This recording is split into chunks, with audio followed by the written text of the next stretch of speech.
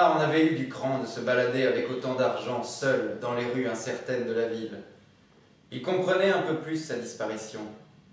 Quelqu'un savait donc. Mais alors Jamard, on l'a... Chenois n'était pas au bout de son exposé. Jamard devait proposer à ce Guglietti un jour et une heure pour la remise de cet argent. C'était sa seule mission. Or, Guglietti, ce jour-là précisément, a été assassiné. Ah, voilà, ça c'est le suspense. Mais Jamard est-il coupable? C'est lui qui a tué pour avoir l'argent. Pourquoi est-ce qu'il s'est sauvé? Voilà, hein, ça arrive souvent dans des compagnies d'assurance, quand il y a eu un vol assez important, c'est plus facile parfois pour l'assureur de récupérer le bien en donnant une contrepartie pour clore l'affaire. Voilà. C'est parfois plus facile qu'autre chose. Hein, ça arrive. Hein. Oui, ça arrive. Achille se décida à porter son soutien au dit Jamard et enfila son manteau malgré le soleil généreux qui avait enfin fait son apparition. Il s'assura que sa carte de détective adjoint se trouvait bien dans la poche de son pantalon avant de se lancer dans une aventure qu'il souhaitait courte et sans heurts. La preuve, s'il avait lu ce livre, il aurait su qu'il ne faut jamais espérer une vie tranquille quand on s'appelle tout le monde, qu'on est détective adjoint et qu'en prime, on a un collègue du nom de Jamard. Voilà. Et ça, c'est une des caractéristiques de l'écriture de Fénelon. C'est que, donc Pierre, il s'amuse tout le temps. L'auteur réapparaît souvent dans le livre et s'adresse directement au lecteur. Oui. Hein, et il y a toujours, c'est un auteur un peu... D'ailleurs, Achille ressemble fort à Candide, le roman de Voltaire. Et si on regarde Pierre de profil, eh bien, il y a quelque chose du genre. Hein? Et donc, il n'est pas encore dit ça. Il est surpris comme il est. On ne dit pas tout. Mais c'est vrai, il y a ce côté, il y a toujours le clin d'œil. D'ailleurs, c'est ça qui est amusant, c'est que de temps en temps, pouf, il y a l'auteur qui dit oui, mais il faut, quand on lit le roman, il faut parfois sortir. Tiens, c'est l'auteur qui parle là, qui regarde et qui commente son. Moi, j'aime beaucoup hein, ce truc. Hein, s'il avait lu ce livre, il aurait su qu'il ne faut pas espérer une vie tranquille quand on s'appelle tout le monde. Il aurait su. Donc, il essaie même de vendre ses bouquins auprès de ses personnes. C'est tellement difficile de vendre. Achille aimait la discrétion. C'était là ce qui motivait en premier lieu son mutisme et sa position corporelle voûtée, comme si en se déplaçant la tête penchée vers le sol, ne regardant personne, il n'était visible de personne. Mais on ne changeait pas un Achille gêné aux entournures, comme on change un douteux politicien aux prises avec un choix de carrière contraire à son programme électoral. Voilà.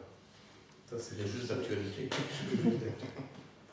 Alors, au cours de son périple, et là aussi, c'est quand on regarde, si on lit les trois romans, les personnages sont souvent passionnants. Pierre nous montre des personnages qui sont presque tirés de la réalité. Enfin, ils sont tirés de la réalité. C'est-à-dire, on écrit son roman comment, en prenant X. Oui, bon, ce sont aussi des rencontres, voilà, on retraduit par l'écriture, mais ils ne sont pas spécialement inventés, justement. Et j'espère que tu ne t'es pas inspiré de moi pour écrire Lopez. Hein? Il observa Lopez et vit qu'il avait le visage bouffi, rougeot à force de plats raffinés de restaurant. Son ventre présentait un embonpoint prêt à atteindre une dimension irréversible pour son âge qui devait avoisiner les 45 à 50 ans. Ses cheveux se faisaient rares, mais lentement, comme pour savourer les derniers instants d'une jeunesse fanée. Lopez avait la figure d'un cas que Jamard avait sans nul doute qualifié de jouisseur. Un rire perpétuel, un teint qui défie la pâleur des migraineux et la rondeur des yeux et du faciès de ces gens qui voient un sexe dans toutes les formes de la vie, faute sans doute d'en avoir là où la nature fait bien les choses. La commande sembla interminable, à l'image de la bedaine du convive. Voilà. Je dis, non, tu le dis. Hein. Ah, pardon. Et Lopez se resservait encore un verre de rouge. Achille aurait voulu le lui enlever de rage, mais le savoir-vivre, acquis au fil des années de son enfance et de son adolescence, le paralysait. Il maudit ses parents de tant de mansuétude à l'égard des charlatans, des bavards, des dinosaures qui n'écoutent qu'eux-mêmes. Bref, toute leur mansuétude à l'égard de cette société dans laquelle, disait papa tout le monde, avec le doigt levé dans le plus pur style du schtroumpf à lunettes, il faut tenir son rang.